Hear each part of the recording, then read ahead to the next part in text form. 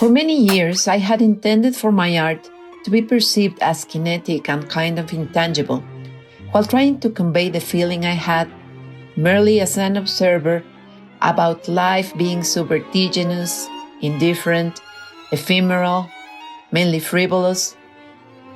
The day-to-day, except for some very special and significant moments, felt only like blurred and rushed instants and experiences. Then, one day, as everyone else, I was stopped dead and isolated from the world. How will I be able to create if I was not allowed to go out and look up for street scenes for my imagery? If I took the risk and went out, no one was going to be there anyway. The seductive, addictive, and overwhelming sizzling, buzzing, and bubbling of the world was gone. Silence prevailed.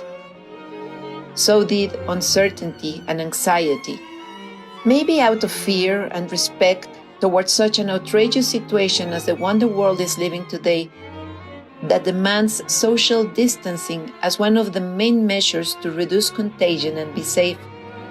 Or maybe, just out of sadness and loneliness, I started turning inwards little by little. I was in shock and in an absolute creative block for what it felt like a long, long time. How was I able to create under these circumstances?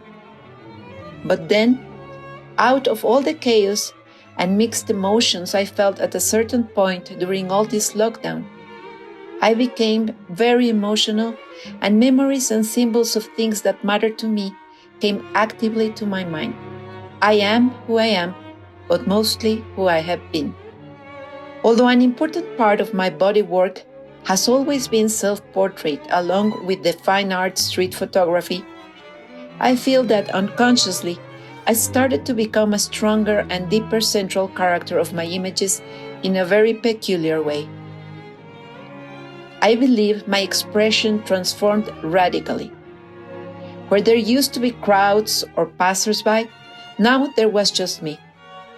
Instead of telling stories from others, now I started to tell the world about a new and more complex person, about where I come from, about my dreams and my desires, and maybe some of my nightmares too.